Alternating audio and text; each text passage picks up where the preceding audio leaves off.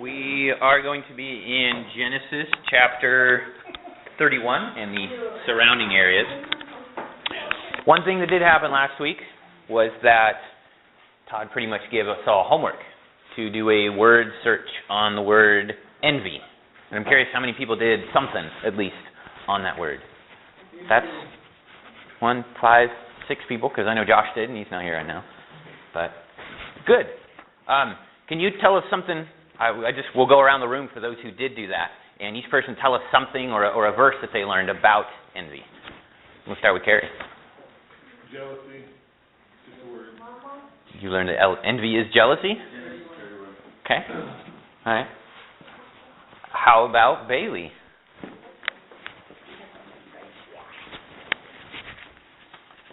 Romans 13:13. Will you read it? Let us walk properly as in the day, not in revelry and drunkenness, not in lewdness and lust, not in strife. Envy, obviously, a negative thing in that context, certainly. Who else?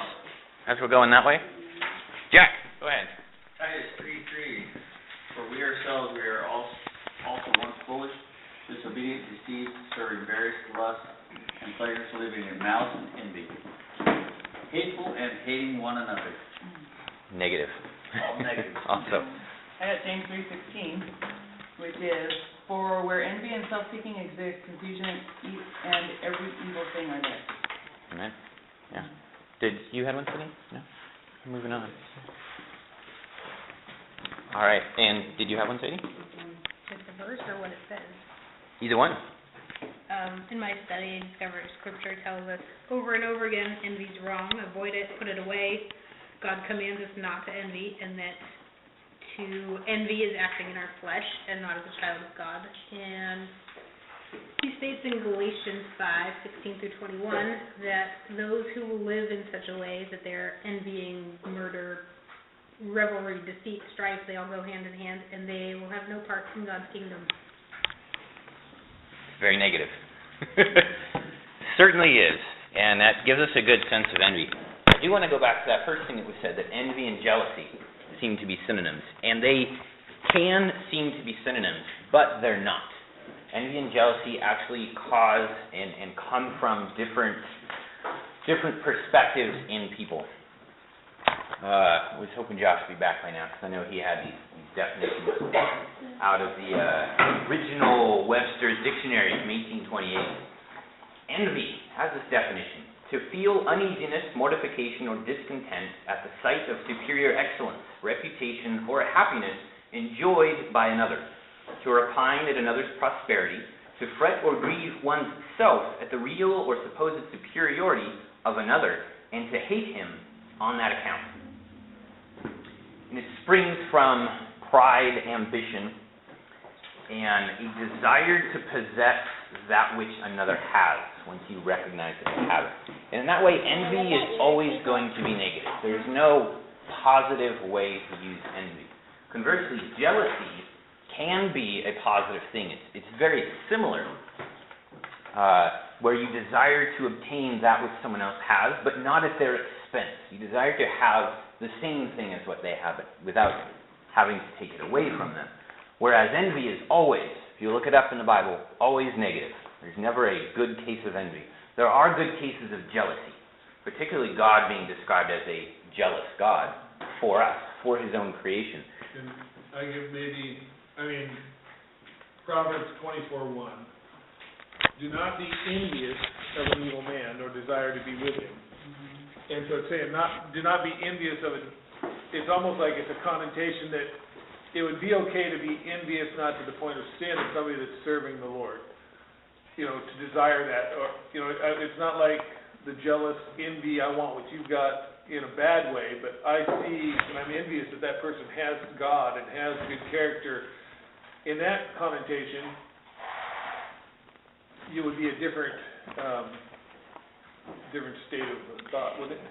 That's where defining the word comes in to be very, very important. See, we can look up these words in the Bible and have all the verses about them, but if we don't understand what the word means, or if God says, don't be envious, all right, I'm not going to be envious.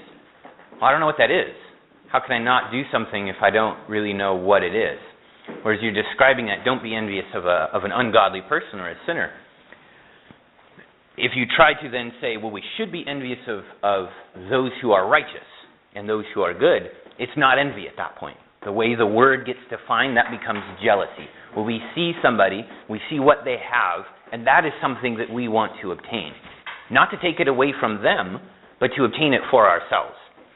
We are certainly called to be jealous for God's favor and for His recognition and for His calling us good, faithful servants, but not to be envious. Envy seeks to deprive another of what they have as a means of acquiring it for oneself, while jealousy seeks to obtain the same as another, but not necessarily at their expense. There are a couple other verses that I had found with envy that helped us understand what it is. Proverbs 14:30, it may have been that one you just read, where a sound heart is life to the body, but envy is rottenness to the bone. Once we understand what envy is, no matter how it gets applied in our lives, it's going to be something that's bad. And Mark 15:10, for he, this is talking about when Jesus had been handed over to end up being crucified, for he knew that the chief priests had handed him over because of envy. See, in this case, the chief priest wanted what Christ had. He had a following. He had people that liked him and that trusted him and that wanted to hear his teaching. They wanted that. And they didn't go about it the right way, certainly. They wanted to take it away from him to get it for themselves. What did that cause? It caused them to take actions that were not godly. It caused them to desire murder upon this person. Acts 13:45. But when the Jews saw the multitudes, they were filled with envy, and contradicting and blaspheming, they opposed the things spoken by Paul. Again, a case of he was Paul, gathering people to follow him because of what he was speaking, truth and honesty and the words of God with the power of the Holy Spirit. Other people became envious of that. And instead of trying to figure out what was different and then emulate Paul, they just wanted to take it away from him. A difference there between envy and how jealousy could be applied in a good way. God is described as being jealous, never as envious, but as jealous. In Deuteronomy 4:24, for the Lord your God is a consuming fire, a jealous God. Exodus 25, you shall not bow down to them nor serve them, talking about idols and other gods. For I, the Lord your God, am a jealous God, visiting the iniquity of the fathers upon the children to the third and fourth generations of those who hate me. He's jealous for that which is his own and ought to be his own. The root word of jealousy is zeal. And we've talked some about being zealous, which means having a drive and a determination to do that which is good.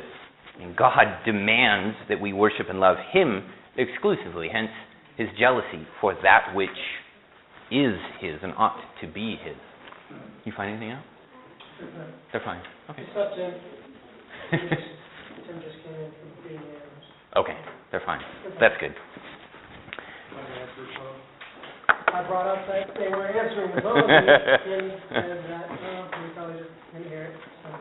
All right. Glad to hear they're all right. So with that in mind, I'm going to go ahead and read chapter 31. We'll be going over that today. Genesis chapter 31. Now Jacob heard the words of Laban's sons, saying, Jacob has taken away all that was our father's, and from what was our father's he has acquired all this wealth. And Jacob saw the countenance of Laban, and indeed it was not favorable toward him as before. Then the Lord said to Jacob, return to the land of your fathers and to your family, and I will be with you. So Jacob sent and called Rachel and Leah to the field, to his flock, and said to them, I see your father's countenance, that it is not favorable toward me as before. But the God of my father has been with me. And you know that with all my might I have served your father. Yet your father has deceived me and changed my wages 10 times, but God did not allow him to hurt me. If he said thus, the speckled shall be your wages, then all the flocks bore speckled. And if he said thus, the streaked shall be your wages, then all the flocks bore streaked. So God has taken away the livestock of your father and given them to me. And it happened at the time when the flocks conceived that I lifted my eyes and saw in a dream, and behold, the rams which leaped upon the flocks were streaked, speckled, and gray-spotted. And the angel of God spoke to me in a dream, saying, Jacob. And I said, Here I am. And he said, Lift your eyes now and see. All the rams which leap on the flocks are streaked, speckled, and gray-spotted, for I have seen all that Laban is doing to you. I am the God of Bethel, where you anointed the pillar and where you made a vow to me. Now arise, get out of this land, and return to the land of your family. And Rachel and Leah answered and said to him, Is there still any portion or inheritance for us in our father's house? Are we not considered strangers by him? For he has sold us, and also completely consumed our money. For all these riches which God has taken from our father are really ours and our children's. Now then, whatever God has said to you, do it. And Jacob rose and set his sons and his wives on camels, and he carried away all his livestock and all his possessions which he had gained, his acquired livestock which he had gained in Padan Aram, to go to his father Isaac in the land of Canaan. Now Laban had gone to shear his sheep, and Rachel had stolen the household idols that were her father's. And Jacob stole away, unknown to Laban the Syrian, in that he did not tell him that he intended to flee. So he fled with all that he had. He arose and crossed the river and headed toward the mountains of Gilead. And Laban was told on the third day that Jacob had fled. Then he took his brethren with him and pursued him for 7 days' journey, and he overtook him in the mountains of Gilead. But God had come to Laban the Syrian in a dream by night, and said to him, Be careful that you speak to Jacob neither good nor bad. So Laban overtook Jacob. Now Jacob had pitched his tent in the mountains, and Laban with his brethren pitched in the mountains of Gilead. And Laban said to Jacob, What have you done, that you have stolen away unknown to me, and carried away my daughters like captives taken with the sword? Why did you flee away secretly and steal away from me, and not tell me? For I might have sent you away with joy and songs, with timbrel and harp. You did not allow me to kiss my sons and my daughters. Now you have done foolishly in so doing.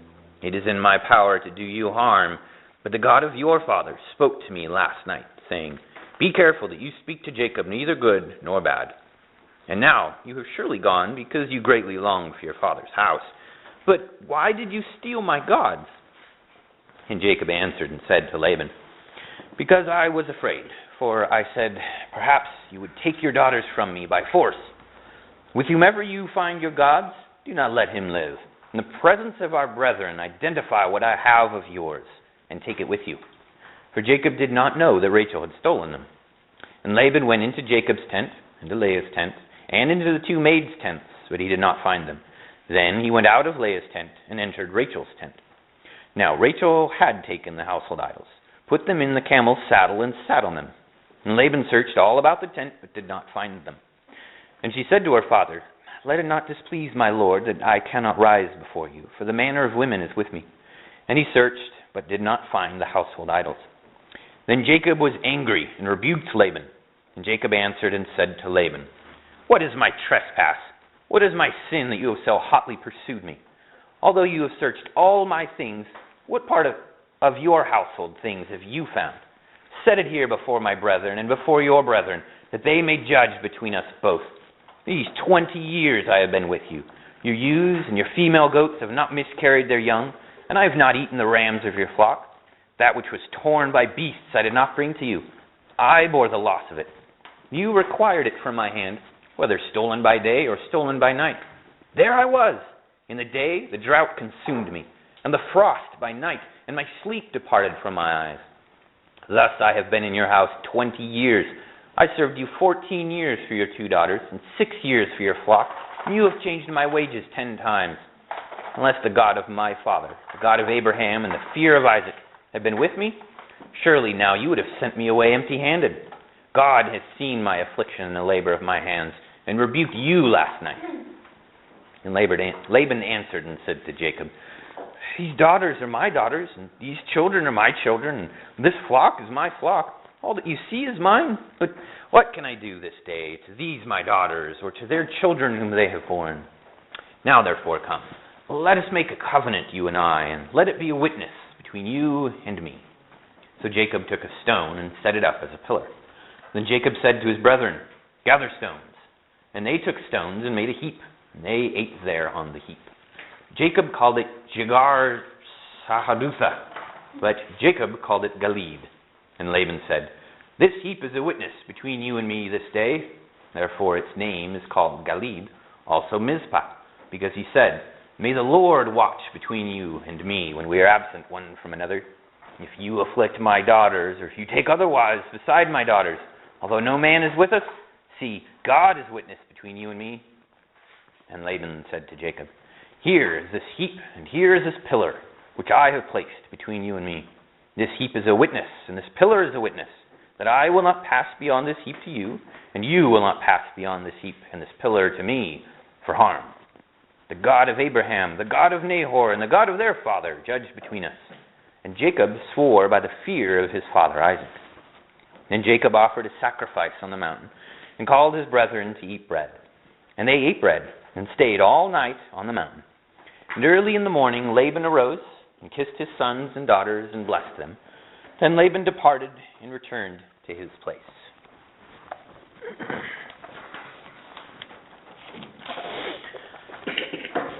In between the end there of chapter 30 and beginning of chapter 31, we see, by what we read in chapter 31, that 6 years ends up passing. This wasn't just a quick thing where this agreement between Laban and Jacob happened there in chapter 30 of how Laban would end up paying Jacob.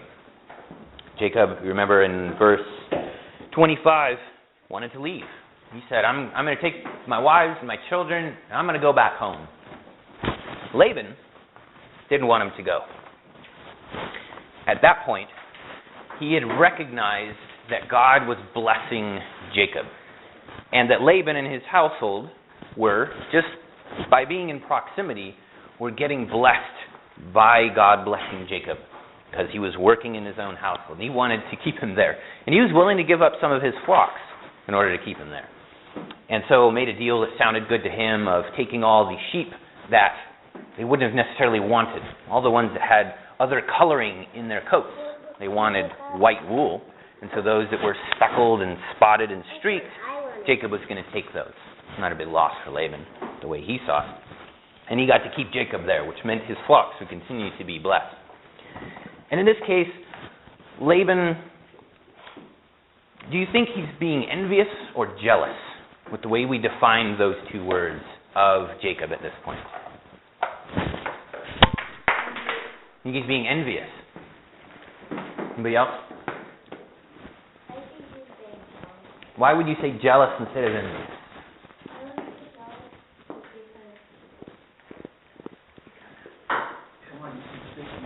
Use your voice. Use your big kid's voice instead of your mouth. The reason why I think it's jealous is because, when Laban and Jacob, Laban wanted him to stay because he was a good worker. Mm-hmm. And if someone, if he left, he would be jealous of someone else. He'd have lost something, Yeah. certainly. Yeah. You heard her? I have good ears. Yeah. I have good ears. He used to tune her out more often, though. I need to. Bailey? So I guess it's kind of both that envious because maybe I think kind of wanted what Jacob had. He was getting kind of popular with his Well, I'm talking about when they first make that agreement to get Jacob to stay there. Envious, because Laban has seen the fruit of Jacob and how the Lord has blessed Jacob, and in return, Laban is getting blessing from it. And so if Jacob was to leave, then the success of Jacob would also leave, and Laban would not have as much financial growth and all that. And so to him, to Laban, Jacob is a financial gain, and he wants the success that Jacob brings. And so I would say it would be more of envy. Is that your only two choices? Well, that was the question that was posed. Do you think he was envious or jealous? Or jealous, because that was, our homework there is study envy and see what it meant. I thought he was more greedy than either one of those two. Greed certainly plays into envy. Greed pointed out because he desired to have what God was given to him. I mean, he wanted that. He was getting, I mean, whenever you're getting, I mean, if you go out and somebody lets you dig in their gold mine and all of a sudden you find gold nuggets, you're going to dig more over here, you know, and if you're getting part of that, you're going to have more diggers and whatever. He saw it as a benefit, which probably turned into envy, but he saw it as a, look what he's doing for me. Look what I'm getting out of this relationship. So. Yeah, I certainly agree with, you know, the mindset of Laban there. I would tend more to describe what he had at that point as jealousy, in that he didn't want to, it's not said at this point, that he wanted to take away what Jacob had. But he recognized that Jacob was, because he was being blessed by his God, that Laban's household was benefiting from that. So he wanted Jacob to stay there so that he could continue to reap the benefits of that blessing. Not by taking it away from Jacob, but by just being close to him. And at that point, he's jealous. He's not envious, where he would actually want to steal everything. He certainly does get there, as we see that second verse in chapter 31, where Jacob saw the countenance of Laban, and indeed it was not favorable toward him as before. Seeing what God had then done in those 6 years turned Laban's outlook from just jealous and wanting to continue to get benefits to actually envy, because he sees that he's being taken away from by the way the flocks have been reproducing there. And I believe that's an interesting lesson for us to see how Laban's attitude changes. That at first he's fine with Jacob staying there because the proximity to those that are honoring God can grant people a boon in their own lives for a while. There's going to come a point where they do not continue to benefit, and that may be once they die. What it can't do is transfer the honor that God gives to those that are honoring him onto those that are nearby.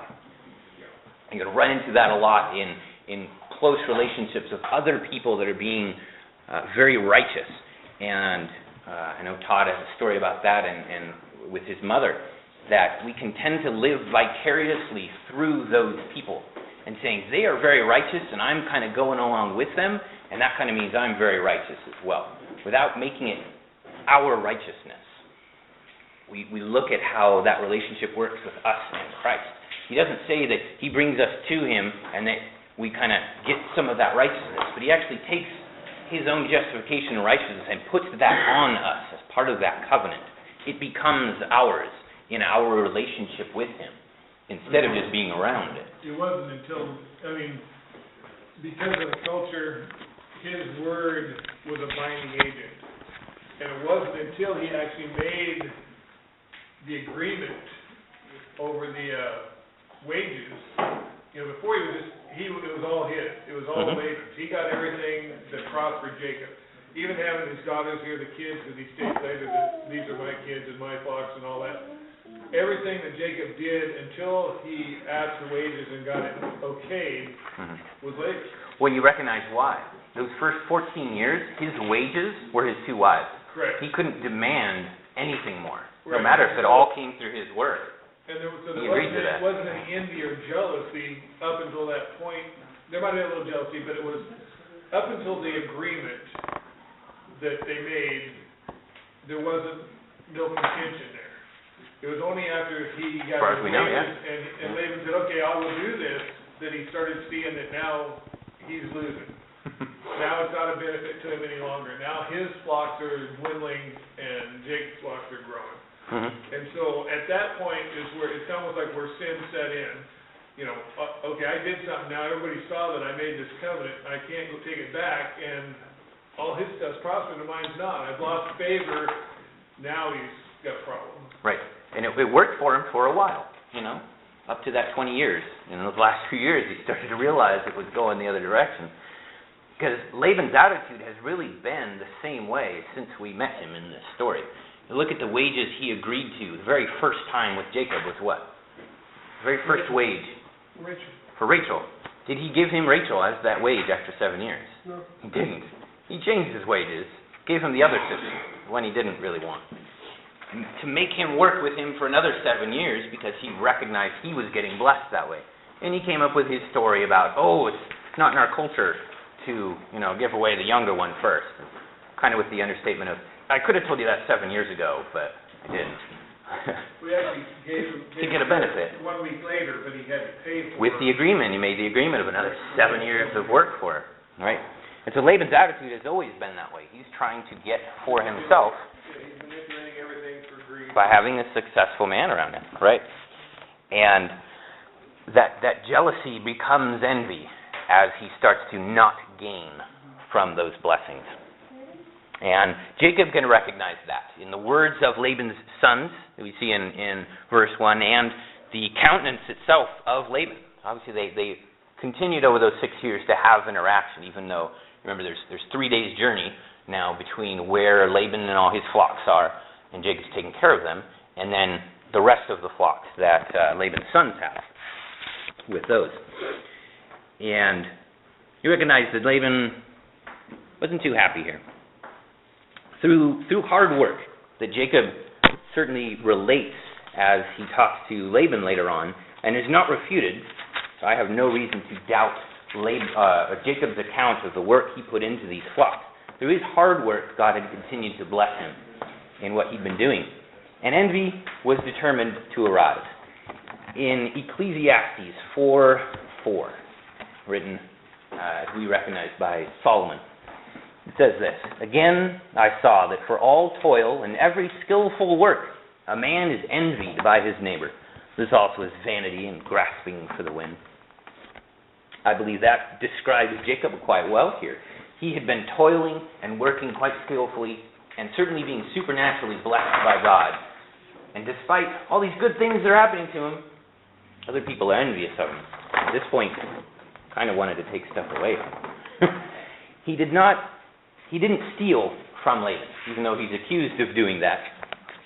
Certainly by the words of his sons, there in verse 1, has taken away all that was our father's, and from what was our father's he has acquired all this wealth, that Jacob himself had somehow done this. He hadn't. He had that verbal, which stood as a legal thing before the brethren and the elders in the area, that agreement of what his wages were going to be, and that was all he was taking. But envy causes a lot of things, and people who are prone to envy, they are also prone to what's called hyperbole, which is where they greatly exaggerate things in order to make it seem really serious. He hadn't taken all the flocks. Laban obviously still had his own. When Jacob leaves, Laban's out shearing his own flocks. Clearly he still had some. And yet his sons are saying, "Oh, he's taken away everything. It's all gone." Hyperbole in that case. Exaggerating it to make it seem really serious and really bad. They were envious of the blessings that Jacob had there. And then in verse 3, we see God directing Jacob to leave. I don't see in Jacob's actions surrounding this time that he would have delayed long in doing that. I don't think God told him that 5 years ago and Jacob eventually got around to doing it. This happened in concurrence with his recognition of Laban's sons and Laban himself getting a bit envious of him. God tells him to leave. "Return to the land of your fathers and to your family, and I will be with you." He'd wanted to leave 6 years before, so he already had the desire in his own heart. Lacking a direct instruction from God, he hadn't actually acted on it because he'd made this deal to get himself some flocks. But now that he has gotten a directive from God, he follows that.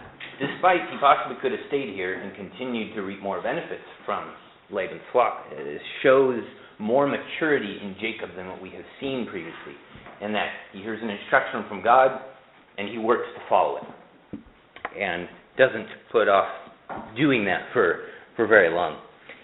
In verse 5, we see Jacob remembering his own vow to the Lord from chapter 28, where he says there in verse 5, the end of it, "But the God of my father has been with me." You remember the vow Jacob made back in chapter 28, particularly in verse 20. Jacob made a vow when God first met him at Bethel when he was fleeing from his brother and following his father's directions to go find a wife. And Jacob made a vow saying, "If God will be with me and keep me in this way that I am going, and give me bread to eat and clothing to put on, so that I come back to my father's house in peace, then the Lord shall be my God. 20 years ago, he made this vow, this promise. And he didn't forget it. He could have pretended that he did. But I don't think he did. He's been maturing for these 2 decades, recalls his vow, and he recognizes God has taken care of me. He has given me what I came here for, a wife. Gotten 2 wives, sort of 4, unfortunately. And many children. These last 6 years, God has blessed him with flocks and herds and servants and whatnot, as we see later. And so he keeps his end of that promise that he made to God.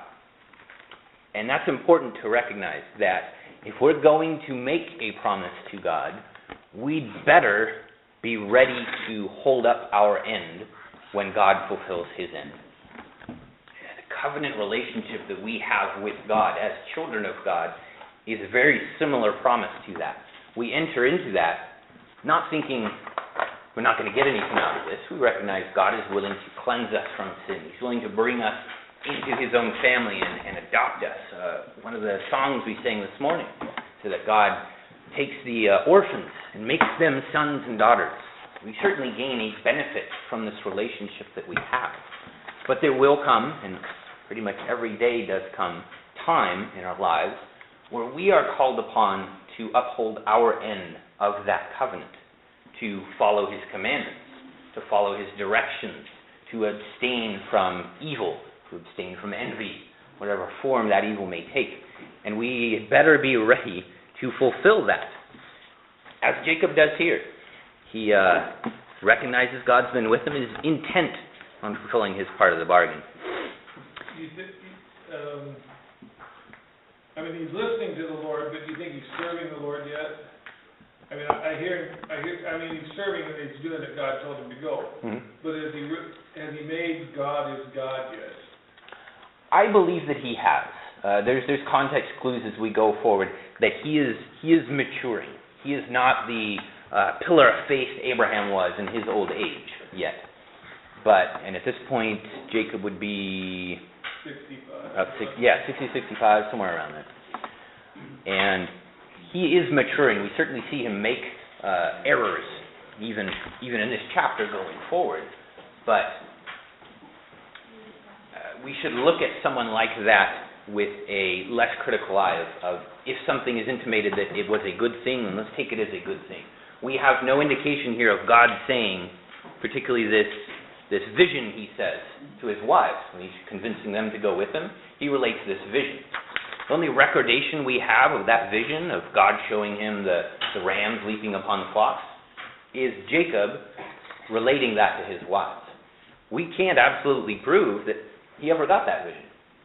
He may have been making it up to convince his wives to go with him, to convince them that he hadn't stolen from them. We don't know. We could take it either way.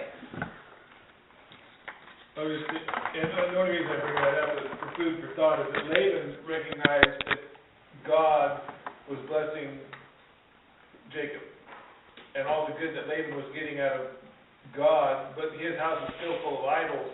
Mm-hmm. And he's still serving his God. He recognizes and he's doing stuff for a blessing from another God. And I think still at this point, Jacob understands there's a God, but he doesn't fully understand who he is and how to serve him. I think he's still a learning process. And so he acknowledges there's a God, and this God that I acknowledged 20 years ago told me to do all this stuff, and now he's telling me to do something else. Well, it's been good so far. I'm going to go along, and it should be good again, but I still don't think he's made that, you are the God yet. It's possible that he hadn't. We certainly don't see him going forward recognizing other gods' power. He only ever refers to Yehovah as the Lord. Jacob does. And it's also a picture of each one of us in our walk with Christ. We don't start out suddenly knowing everything about God and everything we should do and everything we shouldn't do and how we should go about life. We progressively learn that as we go forward. And it's going to be the same with Jacob. We have an advantage, certainly. We have God's scriptures to just peruse at our leisure and learn so much about God. Yeah. But he's maturing, is what I see in this. And he calls his wives then. It's interesting that he doesn't just take his position as the leader of the family, gather up his stuff, and take off.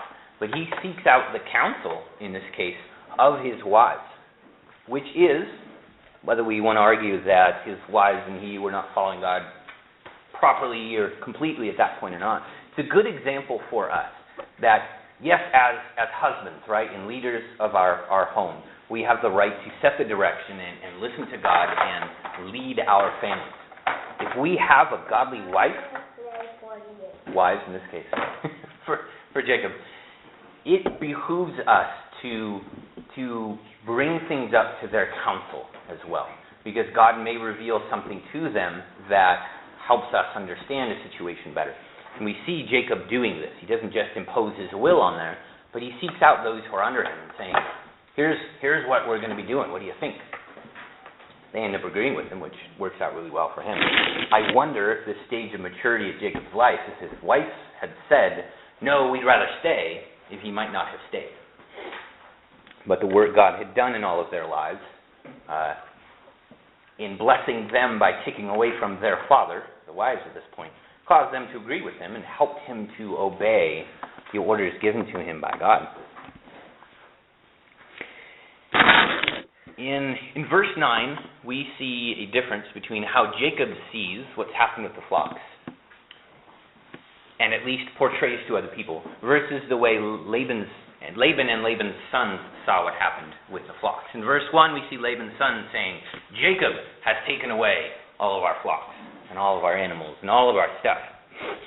In verse,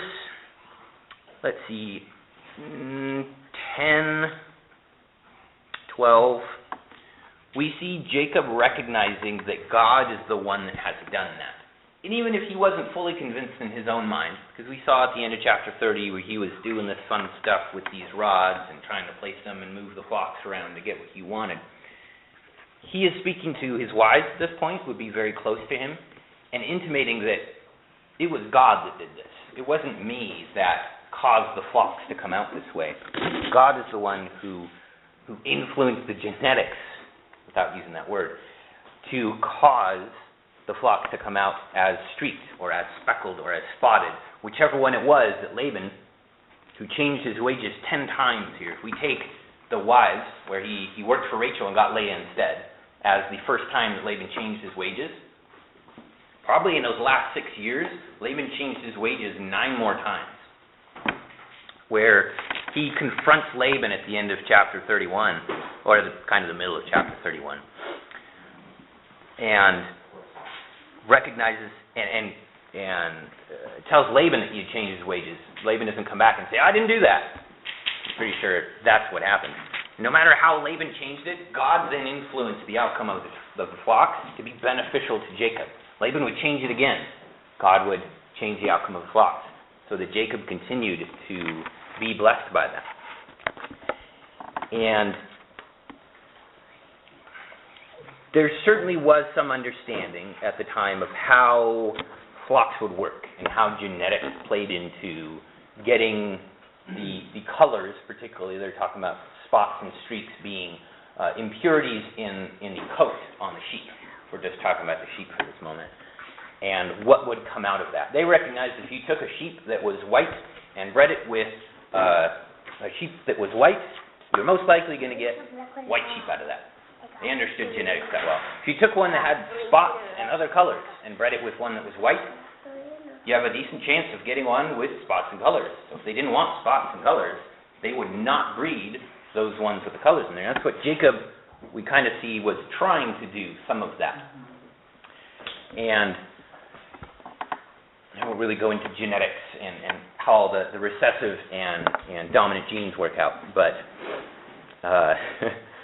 God's hand is sovereign in all of that, because we can even take, nowadays, and I'm going to draw this. Okay.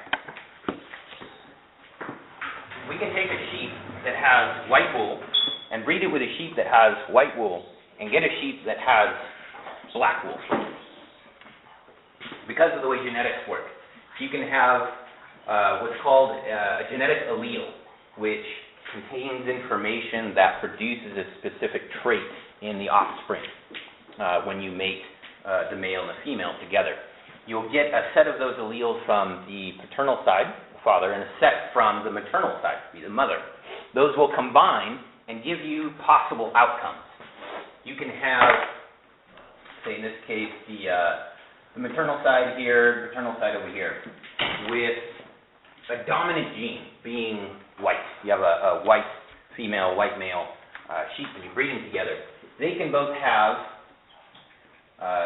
in genetics, capital letters for a dominant gene and a lowercase letters for a recessive gene, which will not overcome a dominant gene. You may have this for both of your sheep that you're putting together here. And your outcomes, they will denote simply with what's called a Punnett square in genetics, where you can then combine those and find out what your likely outcomes are. And if you have ones that are what we would call a purebred, you are going to have 100% white, with A equaling white. You can all see that. All of your offspring can end up being white. Doesn't always happen, but mostly that's what you're going to have. What you can have hiding in the genetic structure is this, where you have lowercase a being what's called a recessive gene that will express a different, if we're talking about the code, it will express a different color. This could be recessive gene for black in that. And if you then breed those, and say your mother had that recessive gene for the black coat,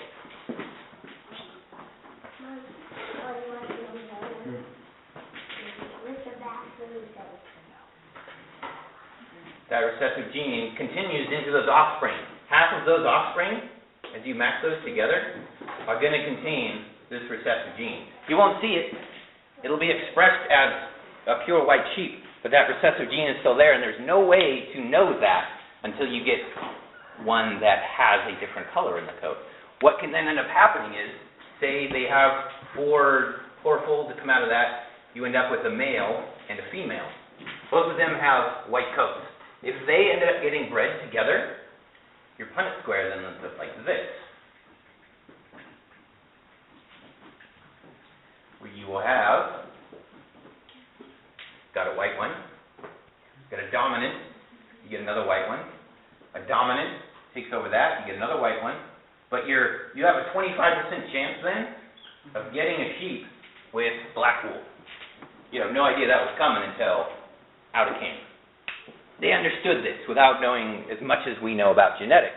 They still knew how to breed to get the results they wanted, but sometimes this would happen, and you would get spotted or streaked or all these other things that Jacob ended up with from Laban's flocks. And Jacob thought he was being clever in trying to breed things that he thought would be this and get this outcome so that his flocks would become more numerous. In this vision that he relates to his wives, he gives the credit to God. We may know as much as we know about genetics today. Things can still happen, even if we knew exactly what recessive and dominant genes are in there.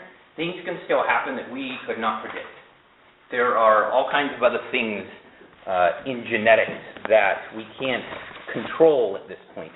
Epistasis, where a certain combination of genetic structures clustered together can produce a different outcome that we wouldn't know about, and all kinds of other things, linked genes and whatnot. What Jacob sees here is that God is the one in control of this. He can change those genetics to whatever he wants. And in this case, he was intimately involved. And I think it's good for us to recognize that God is always intimately involved in everything that is going on. Not just in this case where, it's related in the Bible that God was involved with determining the outcome of all these flocks. And so at that time, he was really doing that. All the time. All the animals any of us have, God is involved in exactly what happens with those, what the outcomes are, how many eggs your chickens lay. All those minute details, God is constantly the one in control of those, determining what that outcome would be. no matter how much scientific information we think we can apply to that, it will not overcome the sovereignty that God has for all this stuff. And to some degree, whether Jacob saw this vision or not is kind of irrelevant at this point. He recognizes that truth and was relating that and in this case, teaching that to his family, to his wives, as the reason that this stuff had gone on, being a faithful witness to those who were under his care of what God could do, what his power was, and what he did do. And you look at the reason God gives in verse 12 for why God did this.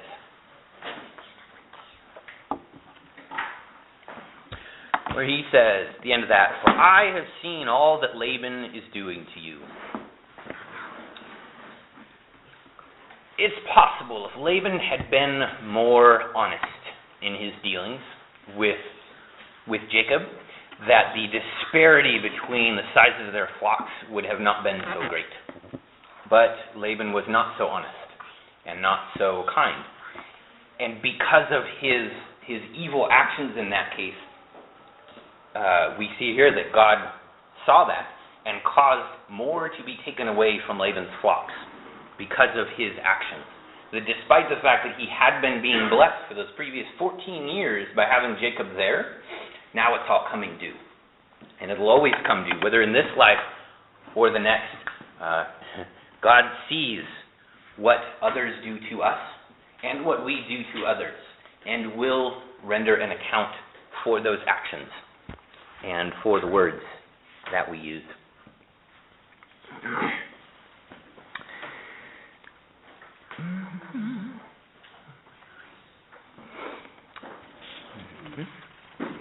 And so, whatever Jacob's failings in life were, and whatever his maturity level, he's still setting a good example by attributing all of that to God. And Rachel and Leah then give a response, and they recognize their lot in life at this point. They recognize that each one of them has been used really as payment. That's all they've been. For 14 years, they were used to get labor out of, and blessing by proximity, out of Jacob for their father. And then once that was done, he tried to, give Jacob more sheep and more animals to keep him there. Didn't necessarily care a lot for his daughters by his actions. And they recognized that. And we not considered strangers by him, referring to their own father, for he has sold us and also completely consumed our money. He, in essence, traded his own daughters for more animals, which at the time related to your wealth. So he sold his children to gain more money. Not necessarily the picture of a good father at that case. And they had no desire then to stay with their own family at that point. Their father and brethren that they may have had in that case. What was their desire that they stated here in verse 16? What they wanted to do?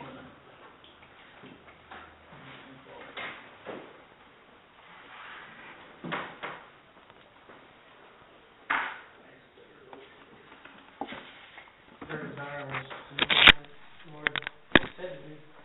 Exactly. They said, whatever God has said to you, do it.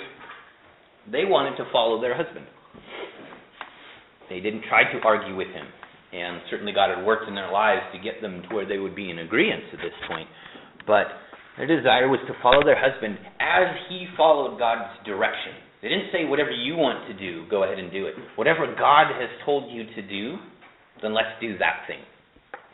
Jacob has in essence, taken these daughters, as we're looking at more of a spiritual viewpoint here, from the world, from their father, and had been teaching them something over these, what has he had them now, for 13 years. He's had both of them as his wives, to the point where they can recognize God's direction and recognize the fruit that can be yielded in their own lives in following God, and just, okay, if God said that, then let's go ahead and do it. You get no argument from them. I can see that. I can also see that now they see that Jacob has all the wealth. He he's got all the plots, he's got all the money, he's got everything that will support him, because they're saying, well, our father has squandered our money, there's no place for us there.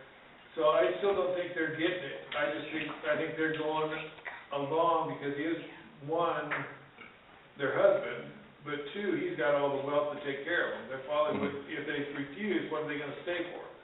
There's nothing there for them, as they're saying. So even though. Well, in this case, if they had refused, Jacob probably wouldn't have gone anywhere. And they'd still have everything they had. Maybe he'll have with his father. We don't know, But we do know that God is blessing this path, and they're on it, but we're gonna find out, when they get caught up with, that they weren't necessarily following God because of the things they did. But they are. Because Rachel. Rachel. So they're caught on a path that they know the right direction to go, and they know there's a God that's leading them in that direction, but I don't think they've got there yet. I mean, it's a journey, but they're still serving their own flesh. But it's going to take a while. Yeah, and it's a good picture of that journey we go on in maturation. And God does not always just use His direction to get us to do what He wants us to do. I think there's also a picture here of God using the things that they wanted to get them to follow Him in the direction He had given to Jacob. That He knew what was in Rachel and Leah's hearts and in Jacob's heart. Whatever it was that was needed to then follow God's directions, He helped put that there.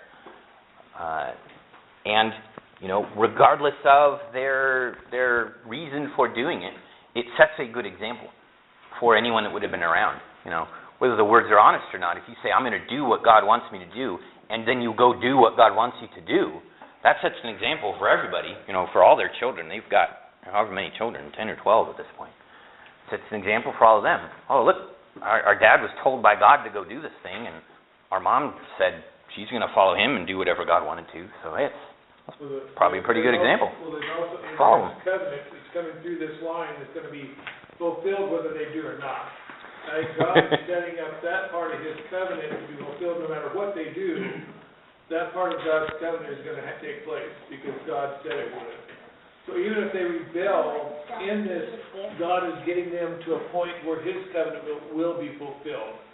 It's not so much of whether they're doing right or wrong or acknowledging yet. It's God's covenant will take place. And God says, if you keep my statutes and my commandments and do, then I will bless you and make you a nation. If you don't, the opposite's true.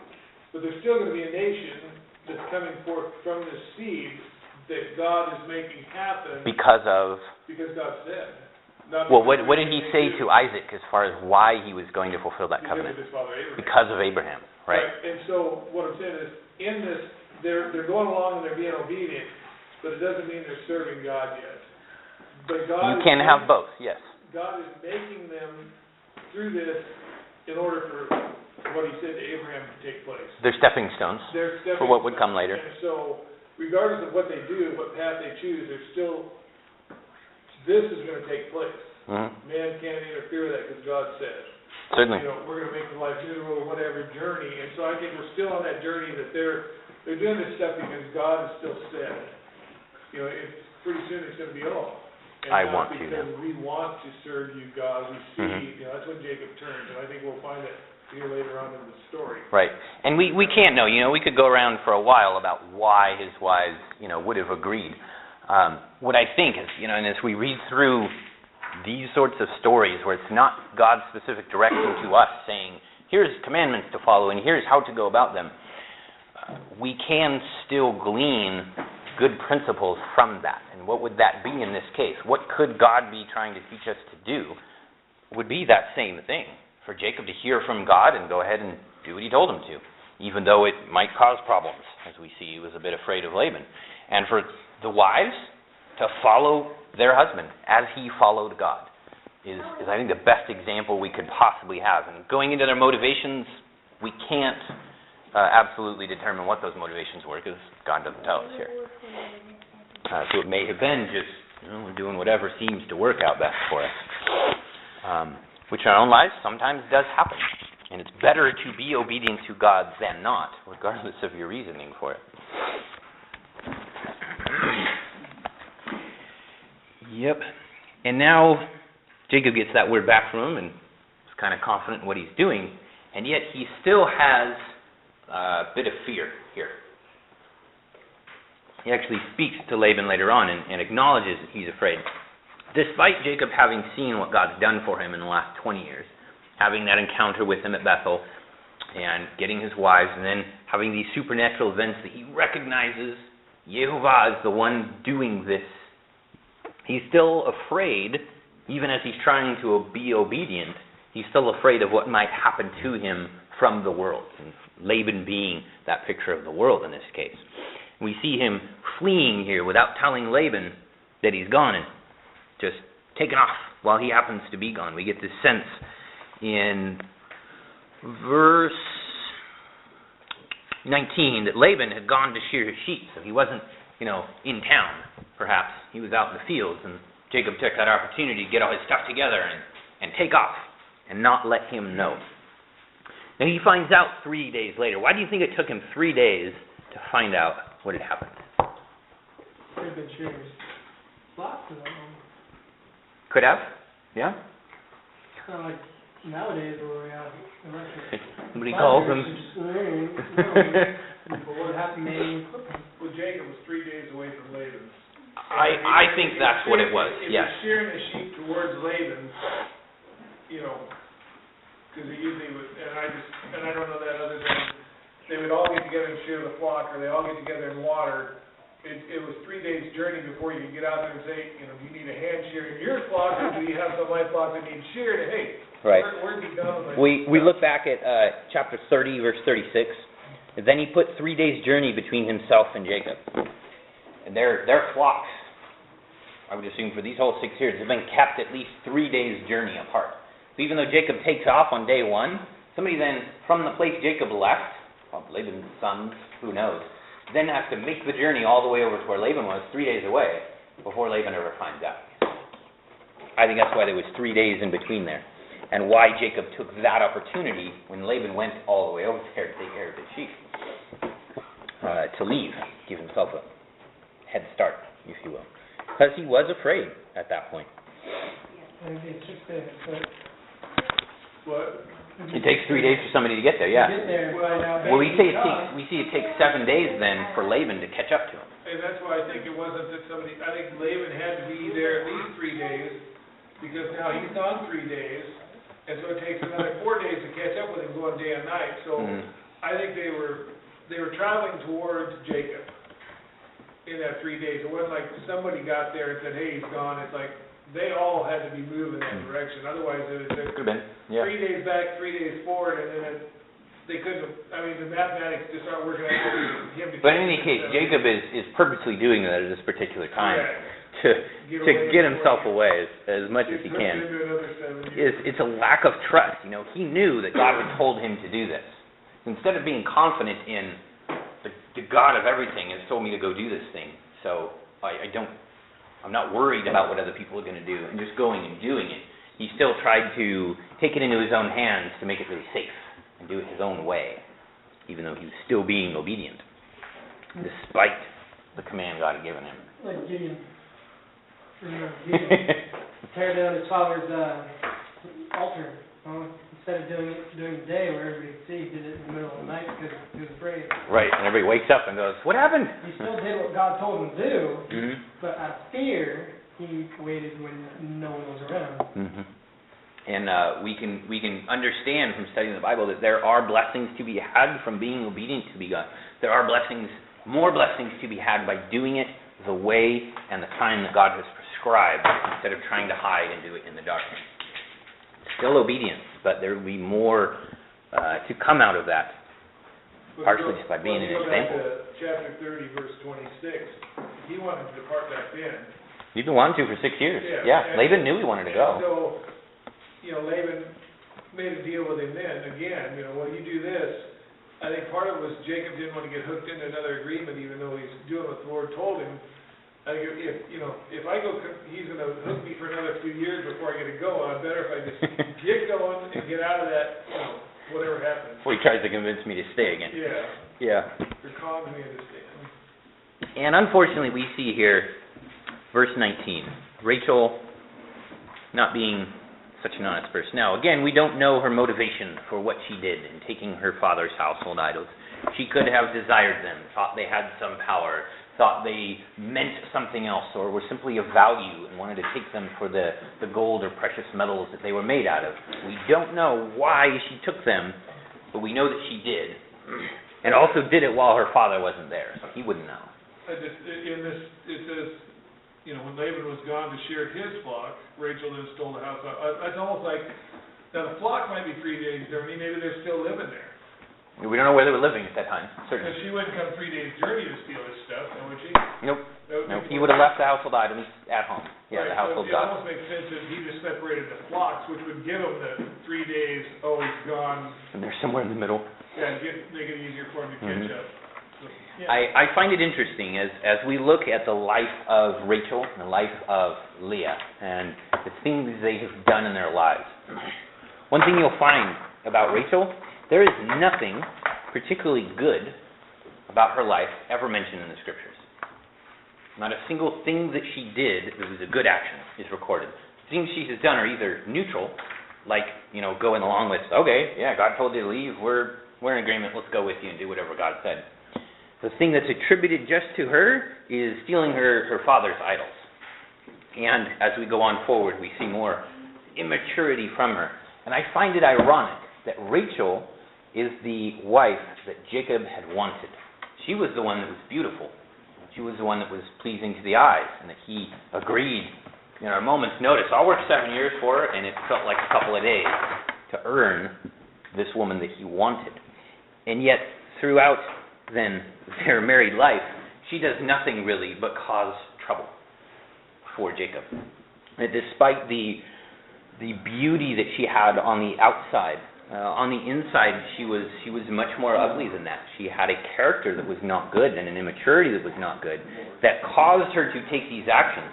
In this case we see, as we're using envy as our word for the day, we see envy on her side perhaps of going and stealing these teraphim, these household gods from her father to take with him.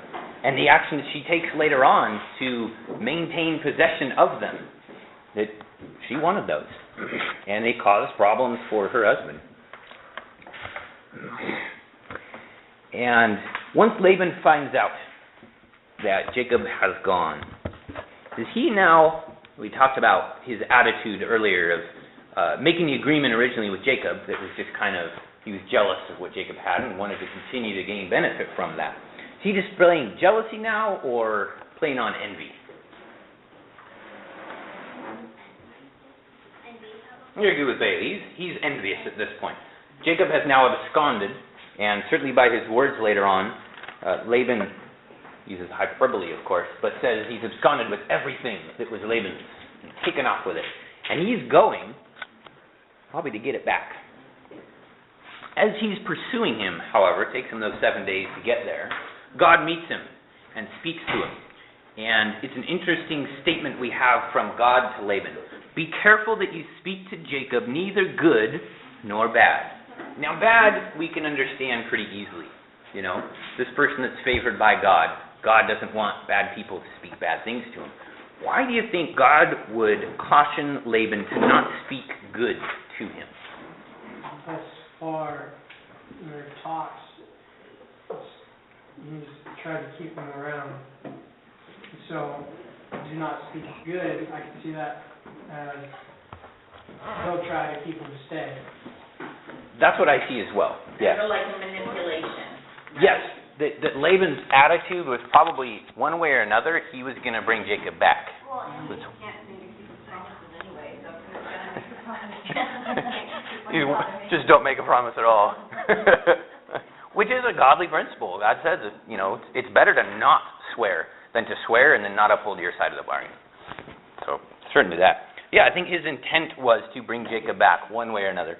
Either by speaking good to him and coercing him to come back with him. I'll give you more stuff. Or we'll all live together and you can be in charge. Who knows what he would have tried to say. Or speaking bad and trying to threaten him. Which he kind of does still once he gets there. And talks to Jacob.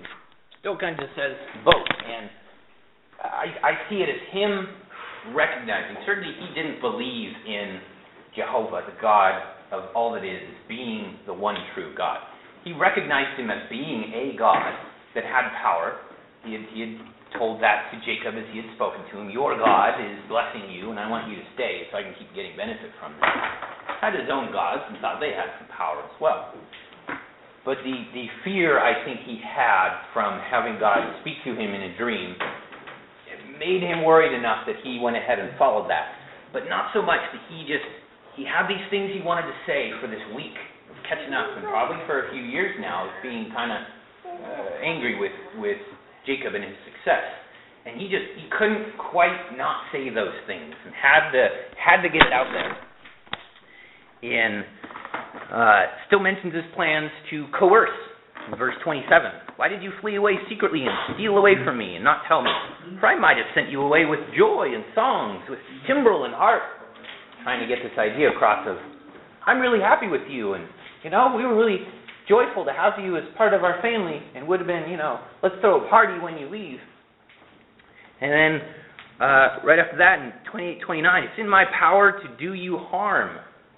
He still has to try and threaten him a little bit. He really wanted to say these things.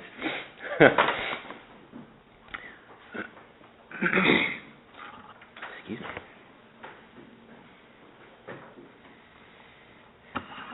But he's developed enough understanding of Jehovah's power to not take it any further. His concern at that point becomes what? What's the one thing he's actually worried about in the statement he makes to Jacob? Which verse? What was that, Sadie? His household idols. His household idols. It ends up being in verse 30, the end of what he says to Jacob there. But why did you steal my gods? He recognizes Jacob wanted to leave, and he goes, I get it. Okay, you wanted to go and go home. But why would you take my gods? That was like the pressing matter to him. His family and his wealth had gone. His gods, his household gods, were actually more important to him than all the other stuff that he was going to claim Jacob had taken from him.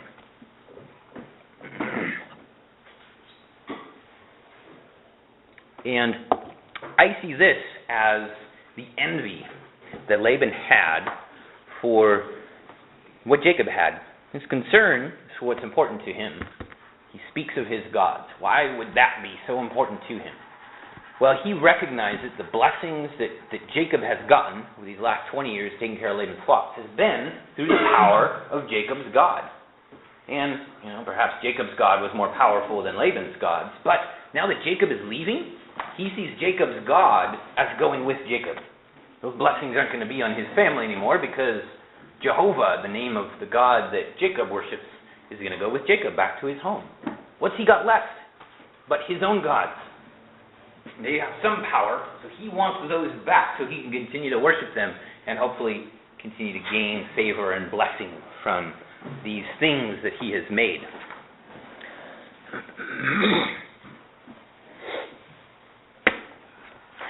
And in verse 31, Jacob acknowledges the fear that he had in his answer to Laban. Because I was afraid. I don't think he was afraid for no reason. This betrays some of Laban's character, that someone who had been with him for 20 years was worried that if he left, this man would try to do these things, try to keep him there by force, maybe kill him so he could keep all the flocks and his own daughters.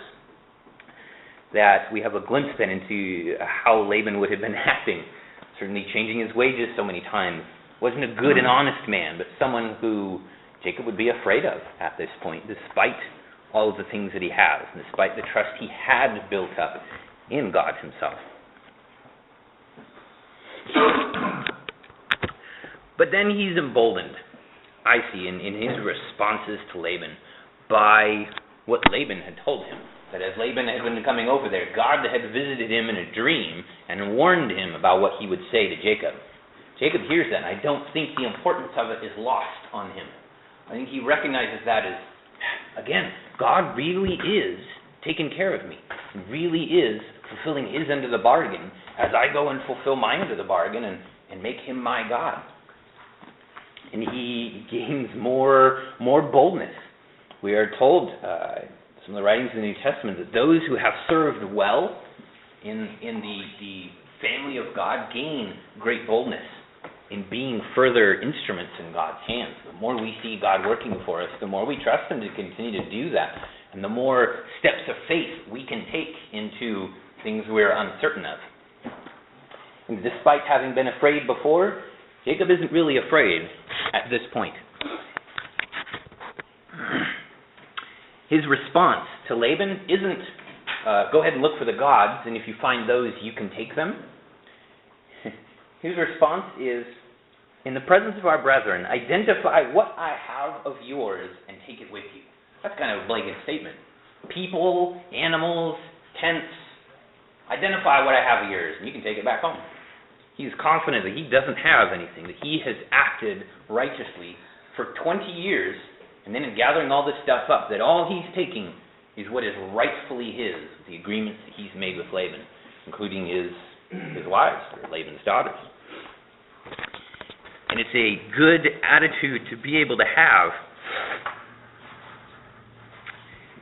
In Hebrews 13:18, we see that attitude being portrayed, and that it's something we should have.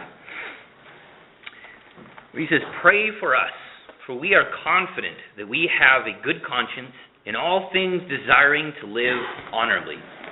Only someone who knew they had a good conscience and knew that they had lived honorably would dare to make a statement like what Jacob makes here.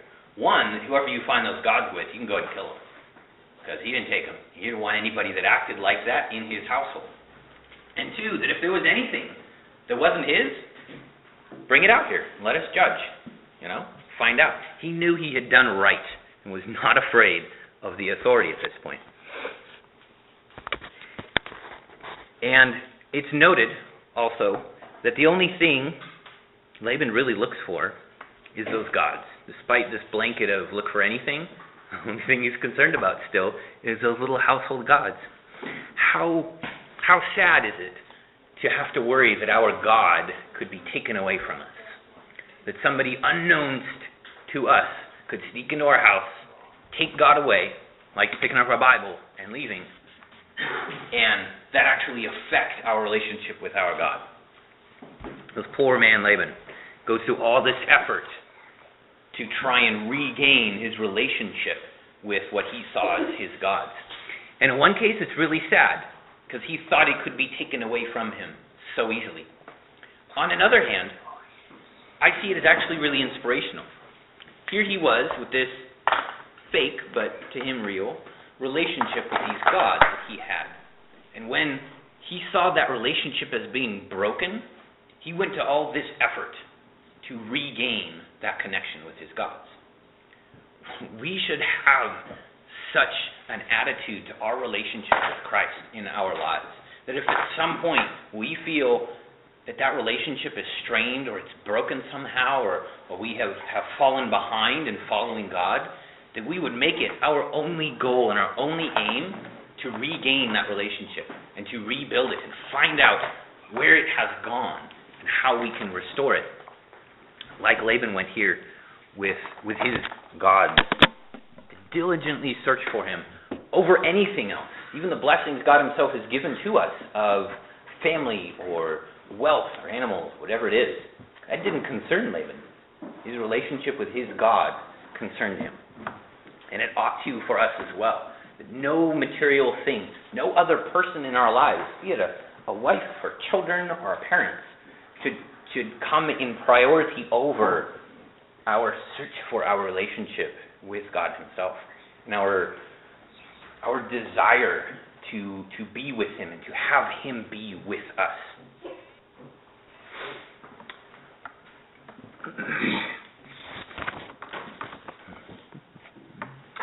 I think we're going to call it right there with that part, because we're getting close to our 80 minutes. And I think that's a good point to leave it at, is to work hard, to find out where God is leading us and how we can go and get that. And even the envy and jealousy we see in someone as ungodly as Laban can be inspirational to us, to go forward and get what God desires for us.